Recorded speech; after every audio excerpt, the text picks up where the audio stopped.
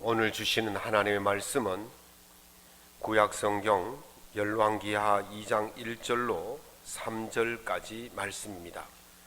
제가 갖고 있는 구약성경 561면에 있습니다. 구약성경 561면 열왕기하 2장 1절로 3절까지 말씀을 우리 한 목소리로 낭독하겠습니다.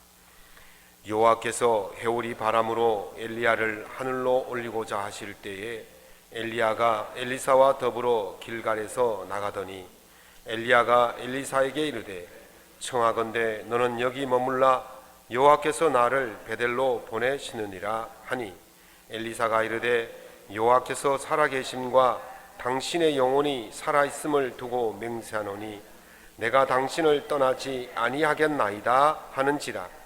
이에 두 사람이 베델로 내려가니 베델에 있는 선지자의 제자들이 엘리사에게로 나와 그에게 이르되 여호와께서 오늘 당신의 선생을 당신의 머리 위로 데려가실 줄을 아시나이까 하니 이르되 나도 또한 아노니 너희는 잠잠하라 하니라. 아멘.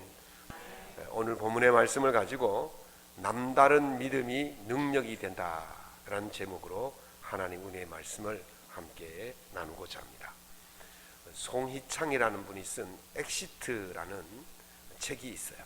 그 책을 보면 부자가 되는 방법을 4가지를 가르쳐 줍니다. 첫 번째, 두 번째 방법은 책을 사보시면 알 수가 있습니다. 세 번째 방법은 이렇게 이야기합니다. 생생한 간접 경험을 해라. 이 말이 무슨 뜻이냐면 부자들이 써놓은 글이나 부자들이 강연한 영상이나 부자들이 방법을 알려주는 그런 것들이 있거든요. 그런 것들을 자세하게 살펴보고 연구를 하면 부자가 되는 길이 보인다는 거예요. 네 번째 방법은 진짜 전문가를 따라가라 그럽니다. 부자의 뒤를 졸졸 따라다니면 부자가 될 수 있다는 겁니다. 사랑하는 성도 여러분, 모두 물질의 부자가 될 수 있기를 예수님 이름으로 축원합니다. 좀 크게 하세요. 싫으십니까? 예. 부자가 되는 것이 중요해요. 물질의 부자가 되는 것이 이 땅에서 굉장히 중요합니다. 그러나 우리는 물질의 부자도 되어야 되지만 믿음의 부자도 되어야 될 줄로 믿습니다. 믿음의 부자가 물질의 부자보다 훨씬 더 중요해요. 왜냐하면 물질의 부자는 이 땅에서 끝이에요. 죽으면 10원짜리 하나 가져갈 수가 없습니다. 그러나 믿음의 부자는 천국에 가서도 그것이 유용하게 사용되어질 줄로 믿습니다. 그래서 믿음의 부자는 이 땅에서도 부자로 살고 하나님 나라에서도 부자로 사는 거예요. 그래서 믿음의 부자가 더 중요한 겁니다. 세상에는 물질의 부자가 되기 위해서 물질의 부자 뒤를 졸졸 따라다니면서 배우고 연구하고 하는 것처럼 믿음의 부자가 되기 위해서도 믿음의 부자를 졸졸 따라다니면서 배우고 연구하고 따라하면 믿음의 부자가 될 줄로 믿습니다. 믿음의 부자가 되기 위해서는 믿음의 거장, 믿음의 부자를 잘 따라가시기 바랍니다. 우리 교회에서 믿음의 부자가 많죠? 네, 우리 교회는 믿음의 부자가 많으니까 우리 젊으신 분들은 우리 연세가 높으신 우리 믿음의 부자인 장로님, 권사님들 줄줄 따라다니면서 배우면 분명히 믿음의 부자가 될 줄로 믿습니다. 믿음의 부자가 될 줄로 믿습니다. 네. 그런데 오늘 본문에 나오는 그 엘리야의 모습이 나오는데 엘리야는 당대의 믿음의 거장 중 믿음의 부자 중 가장 믿음의 부자가 바로 엘리야입니다. 아마 성경을 통틀어서도 엘리야만한 믿음의 능력을 발휘한 사람은 거의 찾아볼 수 없지 않을까 싶습니다. 엘리야는 그 열왕기상 17장에 보면 아합 왕 시대에 등장을 하게 되어집니다. 아합 왕이 누구냐? 아합 왕은요 북이스라엘의 6번째 왕입니다. 그런데 이 양반이 장가를 갔는데 이세벨이라는 이방 여인하고 결혼을 했어요. 이세벨이 자기가 섬기던 그 이방 신들을 다 가지고 이스라엘에 시집을 온 거예요. 왕비가 되었으니까 신랑을 잘 꼬드겨 가지고 그만 하나님을 버리고 이 이방신을 섬기기 시작했던 것이죠. 그래서 이 아합 왕이 아니다, 우리는 하나님을 섬기는 백성이니까 하나님만 섬겨야 된다, 이렇게 말하면 될 긴데 그만 그 부인 따라가서 이스라엘 백성들을 전부 우상 앞으로 끌고 가고 또 하나님을 섬기는 선지자들을 잡아서 죽이고 핍박하고, 그래서 이 아합 왕이요, 이 이스라엘 왕들 중에서는 가장 악한 왕, 폭군 중에 폭군, 이 사람이 바로 아합 왕이었어요. 이스라엘 백성들이 이 아합의 폭정에 시달리면서 위기를 맞고 신앙의 빛을 잃어가고 있을 때에 혜성같이 나타난 사람이 바로 엘리야였던 것입니다. 엘리야가 믿음의 거장이라는 사실을요, 열왕기상 17장부터 오늘 여러분들이 보신 열왕기하 2장까지 엘리야의 행적이 쭉 나오고 있습니다. 읽어보시면 얼마나 엘리야가 하나님의 능력을 가지고 살았던 사람인지를 여러분들이 아실 거예요. 그런데 구약 성경에서는 엘리야가 행한 행적을 가지고 이야기했지만 신약 성경 오면 엘리야에 대한 이야기가 또 나오는데, 그것은 엘리야의 행적이 아니라 엘리야의 위치에 대해서 이야기를 해주고 있습니다. 마태복음 17장에 보면 예수님께서 변화산에 올라가셔서 두 사람이 더불어서 회의를 하시는 모습이 나옵니다. 이걸 우리가 변화산 사건 또는 천상회의다, 그렇게 말하는데요, 거기에 등장하는 세 사람이 누구냐면 예수님, 그리고 모세, 그 다음에 엘리야, 세 사람이었습니다.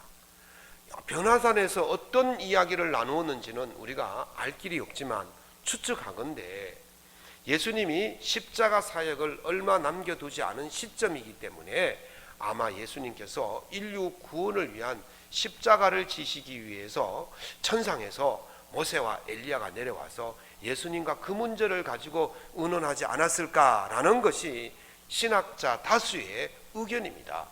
그런데 거기에 그 중요한 인류의 생사를 결정하는 그 중요한 회의에 참석한 사람이 누구냐? 모세와 엘리야라는 거예요. 모세는요, 이스라엘 백성들을 애굽에 종살이 할 때에 다 탈출시킨 민족의 지도자입니다. 그래서 모세는 이스라엘 백성들에게 추앙받는 존재이기 때문에 이 인류의 생사의 문제를 의논할 때 모세는 참여할 자격이 있다, 그렇게 여길 수도 있습니다. 그러나 엘리야는 그렇지 않거든요. 엘리야는 선지자에 불과합니다. 수많은 선지자 중에 한 사람인데 엘리야가 그곳에 참석했다? 그것은요, 엘리야의 위치가 대단하다는 거예요. 그런데 그 마태복음 17장 19절에 보면 더 중요한 이야기가 나오고 있습니다. 유대인들은요, 이스라엘이 회복되어질 때에 누가 먼저 와야 되느냐 하면 엘리야가 먼저 와야 된다고 생각하는 거예요. 그래서 이 이스라엘 백성들이 제자들이 예수님께 물어봅니다. 선생님, 서기관들은 엘리야가 먼저 와야 된다고 말하는데 어떻게 된 일입니까? 라고 말할 때 예수님께서 하신 말씀이 맞다, 엘리야가 먼저 와야 이것이 회복되리라, 그렇게 말씀하시는 거예요. 무슨 말이냐면 이스라엘의 회복을 시키기 위한 전조, 징조가 누구냐? 바로 엘리야라는 거예요. 그만큼 엘리야가 중요한 사람이라는 거예요. 어떻게 보면 엘리야는 모세보다도 더 위치가 높은 위치에 있는, 믿음의 위치에 있는 사람이다, 그렇게 예수님께서 인정하셨다는 것이죠. 그만큼 엘리야의 위치는 대단한 사람이었어요. 오늘 본문은 그 믿음의 거장, 그 믿음의 부자, 그 엘리야의 마지막 모습을 보여주고 있습니다. 전무후무한 선지자 엘리야가 또 이스라엘 백성들의 위기일 때에 한 줄기 빛이 없고 희망이었던 그 엘리야가 이제 떠나고 없어진다는 거예요. 그때 이스라엘 백성들이 한 줄기 빛을 잃어버리는 겁니다. 희망의 빛을 잊어버리는 것입니다. 어떻게 해볼 수 없는 그런 상태에 빠지게 되는 거예요. 아합의 폭정 밑에서 그래도 엘리야가 이스라엘 백성들이 잘못된 길로 가지 않도록 끊임없이 깨우쳐주고 길을 제시하고 방향을 제시해 주었는데, 이제 그 방향과 길을 제시하는 엘리야가 사라져 버린다면 이스라엘 백성들이 완전히 길을 잃어버리는, 방향을 잃어버리는 그런 민족이 될 수밖에 없다는 것을 말하고 있는 거죠. 어떻게 해볼 수 없는 상태, 이것을 김상근 교수는 군주의 거울이라는 책을 쓰면서 이 어떻게 해볼 수 없는 상태를 가리켜서 아포리아다 그렇게 말합니다. 아포리아란 말은 길이 없음 또는 답이 없음 또는 출구가 없음, 이런 뜻이 있어요. 그러니까 우리 위기라는 것은요, 그래도 무언가 방법이 남아 있는 것을 위기라 그래요. 우리가 흔히들 말하잖아요. 위기는 뭐다? 기회다 그러잖아요. 위기가 기회가 될 수 있는 것은 그래도 무언가를 해볼 수 있는 방법이 남아 있다는 거예요. 힘들고 어렵지만 그래도 무언가를 할 수 있는 그런 기회가 있는 거예요. 그러나 이 아포리아라는 것은 그 방법, 하나의 방법도 없던, 완전히 단절되어진, 완전히 끊어진, 완전히 막혀진 그런 상태를 바로 아포리아다 그렇게 말하는 거죠. 이스라엘 백성들에게 이제는 위기였지만 그래도 엘리야가 있어서 방법을 제시해주고 길을 가르쳐주고 빛이 되어줬는데, 이제 이 엘리야가 사라져버리면 완전히 빛이 사라지고 길이 사라지고 출구가 사라지는 그런 절망의 상태가 아니고 절망에 푹 빠져서 나을 길 없는 그런 상태로 바뀌어지게 된다는 것이죠. 그래서 김상근 교수는 이 길이 없는 시대에 이 아포리아 상태에서 빠져나갈 수 있는 방법을 어떻게 말하느냐 하면, 그것은 바로 군주들, 다시 말하면 우리 앞선 세대의 위대한 성각자들의 모습을 통해서 그 길을 발견할 수가 있다. 그래서 군주의 거울이라고 책을 썼다고 이야기하는 것이죠. 우리 삶에 위기가 왔을 때, 아니 위기보다 더한 길이 없는 상태, 절망의 상태, 아포리아 상태에 왔을 때에 이 위기를 어떻게, 이 절망을 어떻게 극복할 수 있겠습니까? 오늘 본문을 통해서 그 길이 없는 그 길을 찾아보려고 합니다. 문이 없는, 출구가 없는 그런 곳에서 출구를 찾아보려고 합니다. 오늘 말씀을 통해서 여러분의 삶에 위기가 있든지 또는 아포리아에 빠졌든지 말씀을 통해서 길을 발견하고 방향을 발견하고 벗어날 수 있기를 예수님 이름으로 축원합니다. 그 방법이 첫 번째가 뭐냐면 믿음의 선배를 무조건 따라가보자 라는 것입니다. 따라해 봅시다. 믿음의 선배를 무조건 따라가자. 오늘 본문 말씀에 열왕기하 2장 1절 전반절에 이렇게 말합니다. 여호와께서 해오리 바람으로 엘리야를 하늘로 올리고자 할 때에 라고 시작되어집니다. 위대한 하나님의 사람, 전무후무한 하나님의 선지자 엘리야가 이제 사라진다라는 것을 전제하고 있습니다. 다시 말하면 제가 조금 전에 말씀드렸듯이 아포리아 시대가 오고 있다는 사실입니다. 그러나 하나님께서는 이스라엘 백성들을 그런 아포리아 시대에 그냥 버려두지 않으시는 분인 줄로 믿습니다. 우리의 삶을 그냥 절망 속에서, 위기 속에서 그냥 버려두지 않으시는 분인 줄 믿으시기 바랍니다. 하나님께서 그 절망스러운 상태에 있는 이스라엘 백성들에게 엘리야의 다음에 그 뒤를 이어갈 사람을 준비해 놓으셨습니다. 민족의 지도자인 모세가 가나안 땅에 들어가지 못하고 죽지 않습니까? 이스라엘 백성들을 40년 동안 광야에서 이끌었던 지도자가 바로 모세였습니다. 그런데 모세가 이스라엘 백성들을 이끌고 가나안 땅에 들어가지도 않은 채 죽어버리고 나면 그 이스라엘 백성들은 지도자를 잃어버리는 거예요. 길을 잃어버리는 거예요. 그래서 광야에서 유리방황하는 사람들이 될 수밖에 없는 그런 위험한 아포리 시대가 오는 것이죠. 그때에 누가 그 옆에 있었습니까? 여호수아가 있었던 것이죠. 하나님께서는 그 세대를 이끌어갈 지도자가 끝나고 나면 다음 세대를 이끌어갈 지도자를 준비해 놓으시는 분이 바로 우리 하나님이신 것입니다. 그래서 엘리야 대신에 엘리야가 떠나고 나고 그 공백을 누가 메꾸느냐 하면 바로 엘리사가 메꾸게 되는 것이죠.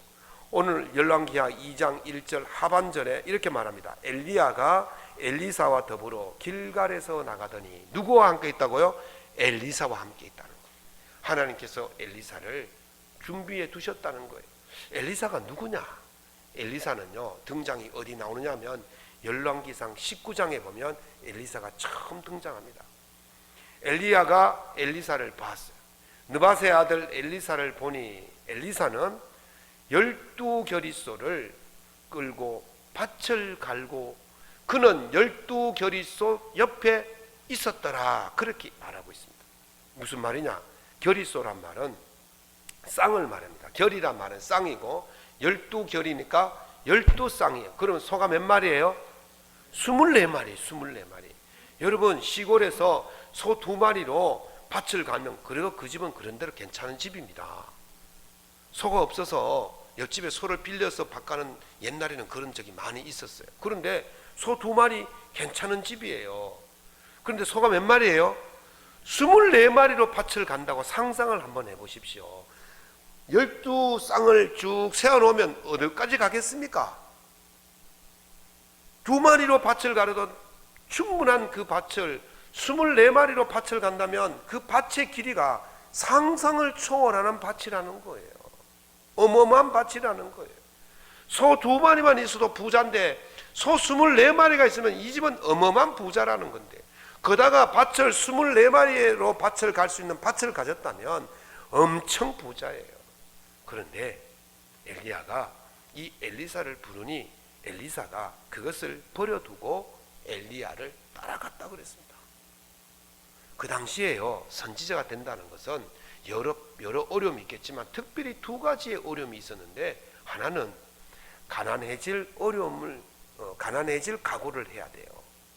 열왕기 하 4장에 보면 그 내용이 나오는데 시간 관계상 제가 다 말씀을 드리지 못하고 기억하셨다가 집에 가서 꼭 읽어보십시오. 열왕기 하 몇 장? 좋으실까 봐 제가 물어보는 거예요. 열왕기 하 몇 장? 4장입니다. 4장을 집에 가서 꼭 읽어보시기 바랍니다. 그리고 핍박받을 각오를 해야 돼요. 열왕기 하 6장에 보면 그 내용이 나오니까 집에 가서 꼭 읽어보시기 바랍니다.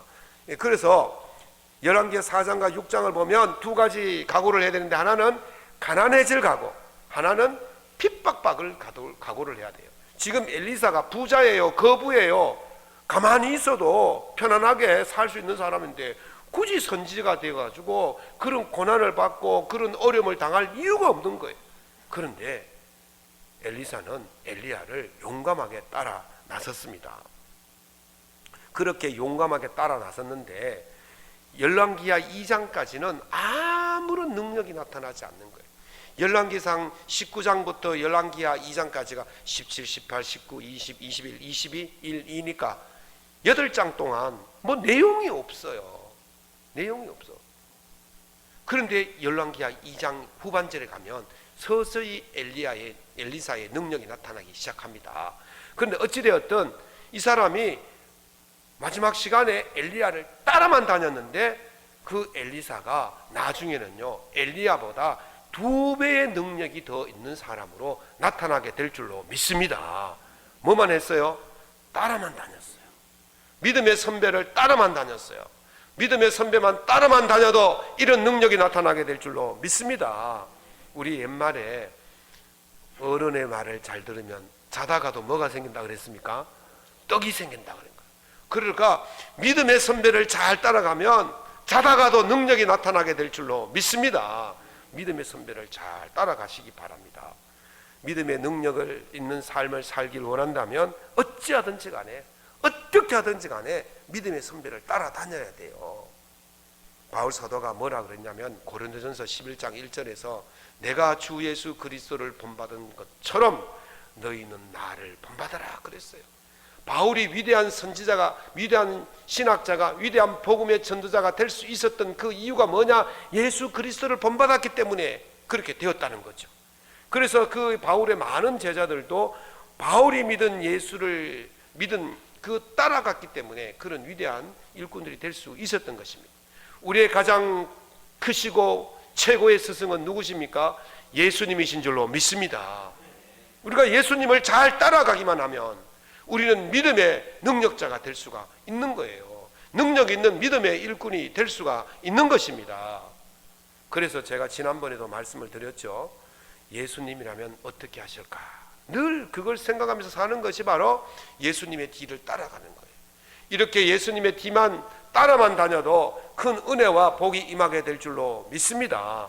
믿음의 선배와 예수님을 잘 따르셔서 믿음의 능력 있는 믿음의 일꾼으로 살아갈 수 있기를 예수님의 이름으로 축원합니다. 두 번째는 남다른 믿음으로 생각해야 됩니다. 남다른 믿음의 생각을 해야 능력이 나타납니다.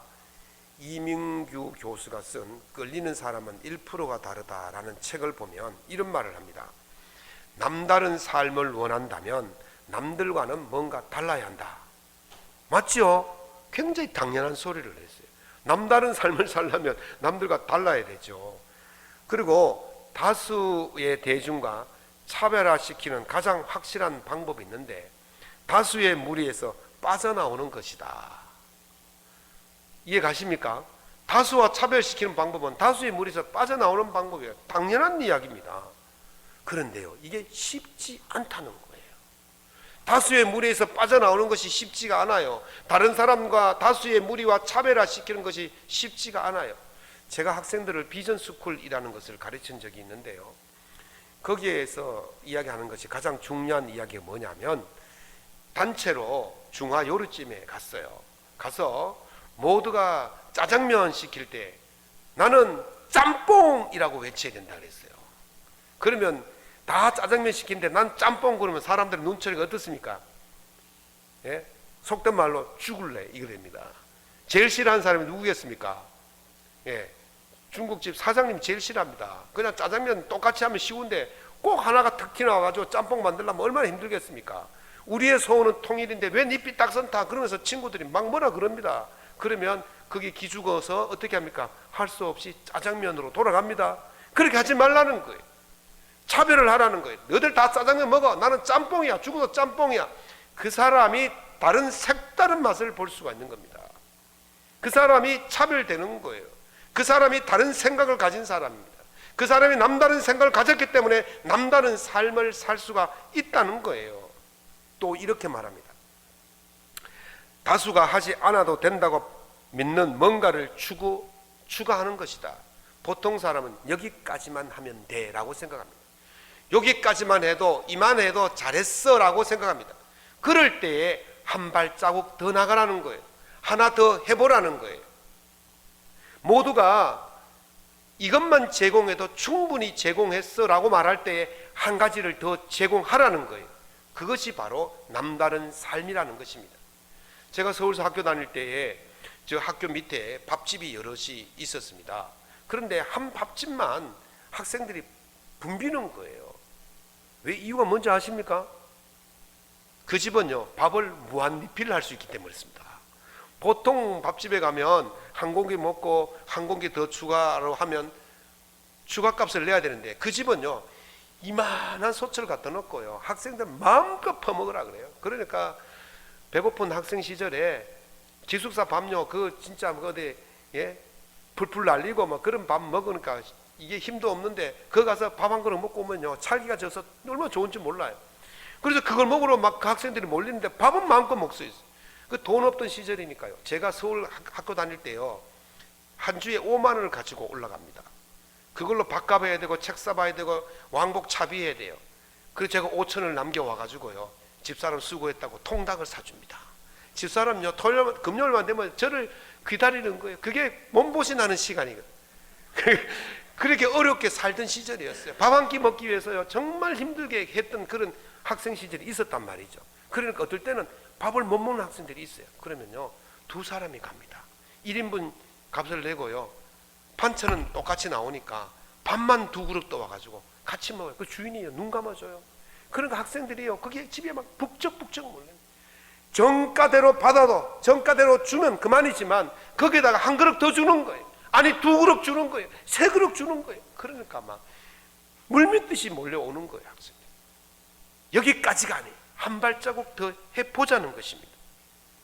모든 똑같은 것을 보고 모두 똑같은 생각을 하고 모두 똑같은 일을 한다면 그 사람은 결코 남들과 차별될 수가 없는 것입니다. 남들이 보지 못하는 그것을 보고, 남들이 생각하지 못하는 그것을 생각하고, 남들이 알지 못하는 그것을 알고 행하지 않는 그것을 행할 때에 그 사람이 남들과 다른 삶을 살게 되는 것입니다. 엘리사가 바로 그런 사람이었습니다. 엘리야는 떠날 때가 된 줄 알고 길갈에서 승천할 장소로 이제 이동하게 되어집니다. 그때 옆에 누가 있었다고 그랬습니까? 엘리사가 있었죠. 그래서 엘리야가 엘리사에게 너 따라오지 마라. 하나님께서 나를 베델로 오라고 그랬는데 너는 여기 머물러라. 그랬더니 엘리사가 뭐라 그런 줄 아십니까? 하나님을 두고 맹세합니다. 당신의 영혼을 두고 맹세합니다. 내가 당신을 떠나지 않겠습니다. 그러면서 따라 붙은 거예요. 어디까지 왔느냐? 베델까지 왔어요. 베델에 와서 하나님께서 너 여리고로 가라. 그러니까 이제 여리고로 떠나면서 엘리사에게 너 따라오지 마라. 그랬더니 똑같이 하나님과 당신의 영혼을 두고 맹세하니 내가 끝까지 따라가겠습니다. 그래서 여리고까지 왔습니다. 여리고 왔는데 하나님께서 요단을 건너라 그러셨어요. 그러니까 너 또 여기 있으라. 그러니까 엘리사가 똑같이 이야기합니다. 3번을 따라오지 말라 그랬고 3번을 따라간다고 이야기했던 것입니다.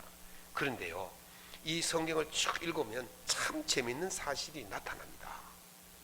베델에 도착하니까 다른 선지자들이 엘리사에게 묻습니다. 당신의 선생을 하나님께서 오늘 하늘로 당신 머리 위로 데리고 가신다는 것 당신이 압니까? 네, 안다 그랬어요. 그리고 여리고에 가서도 똑같이 다른 선지자들이 또 그 일을 합니다. 이 무슨 말이냐면 엘리야가 하늘로 올려간다는 그 사실이 비밀이 아니라는 거예요. 모든 사람들이 다 아는 이야기라는 거예요. 그런데 그 엘리야를 끝까지 요단강 건너까지 따라간 사람이 누굽니까? 엘리사 한 사람밖에 없다는 거예요. 여기에 중요한 포인트가 있는 거예요. 다른 사람 50명이 어디 있었냐면 요단강에서 멀리 서서 엘리야와 엘리사가 요단을 건너는 모습을 구경하고 있었어요. 다 보고 있었어요. 그냥 구경만 했다고. 그런데 엘리사는 어떻게 했습니까? 그 무리로부터 떨어져 나와서 끝까지 따라갔다는 거예요. 남다른 생각을 가졌다는 것입니다.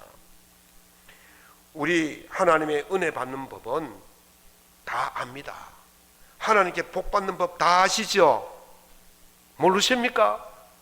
하나님께 은혜 받는 법 다 아시죠? 복 받는 법 다 아시죠? 모른다 그러면 제가 죄인입니다. 제가 안 가르쳤기 때문에 다 아셔요. 그런데 그거 행하려니까 쉽지 않죠? 쉽지 않죠. 다 아는데 어려워요. 다 아는데 쉽지 않아요. 지금 선지자 50명이 엘리야가 하늘로 올라간다는 걸 다 알아요. 그런데 안 따라가는 거예요. 엘리사만 따라가는 거예요.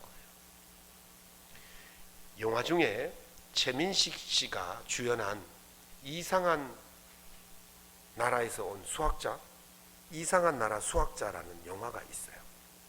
나온 지 얼마 안 됐는데 제가 그걸 참 재밌게 봤는데, 한 명문 고등학교에 한 학생이 공부를 꽤 잘했어요. 그런데 수학이 잘 안 되는 거예요. 그래서 수포자, 수학 포기자를 수포자라 그러잖아요. 우리 집에도 수포자가 있는데 수포자가 되면 성적이 뚝뚝 떨어져요. 그래서 이 학생이 고민하는데 그 학교에 경비원을 봤는데 보통 사람이 아닌 거예요. 이 경비원이 누구냐면 북한에서 세계적인 수학자인데 수학을 자유롭게 하고 싶어서 탈북을 한 사람이에요. 그래서 자기가 남한에서 신분을 숨기고 경비원으로 일하면서 밤에는 수학 연구를 하고 이런 사람이었어요. 근데 보니까 수학자라는 걸 알게 되어진 거죠. 그래서 그 학생이 쪼르고 쫄라가지고 수학을 배우기 시작합니다. 한 달 배우고 2달 배우고 그렇게 했는데 어느 날 수업 시간에 수학 선생님이 문제를 쫙 풀어주고 이게 정답은 3번이다, 디귿이다 그렇게 말해줬어요. 그러니까 이 학생들이 자기가 배운 거 다른 거거든요. 그래서 이 학생이 선생님 그거는 3번 디귿이 아니고 1번 기억일 수도 있습니다. 그러니까 선생님이 무슨 소리야? 그럼 너가 한번 와서 풀어봐. 그래서 이 학생이 문제를 쫙 푸는데 기억이 나오는 거예요. 근데 선생님이 뭐라는 줄 아십니까? 학생은 정답을 맞추는 것이 아니고 출제자의 의도가 무엇인지를 알아맞히는 게 문제 푸는 방법이야 그러는 거예요. 출제자가 디귿이라고 했으면 디귿이라는 거예요. 그게 뭐 어떻게 풀든지 간에 문제가 안 된다 무조건 디귿이라는 거예요.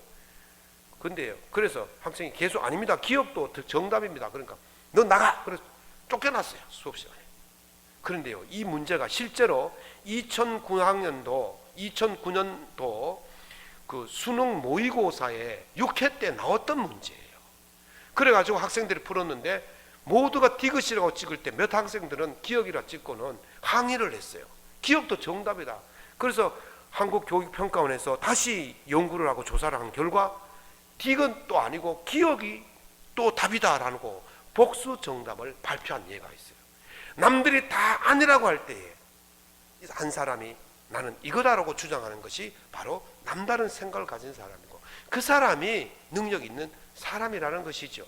엘리사가 바로 그런 사람이었어요. 모두가 안 따라갈 때 나는 따라가, 모두가 안 할 때 나는 해, 그렇게 했던 것입니다. 바울이요 이런 말을 합니다. 힘에 겹도록 심한 고난을 당하여 살 소망까지 끊어지고 우리는 우리 자신이 사형 선고를 받은 줄 알았다 그랬어요. 바울 사도는요 유대 무리 중에 가장 뛰어난 사람입니다. 바리새인 중에 바리새인이고 가말리엘이라는 최고의 그 당시에 석학의 석중의 석학인 제자였어요.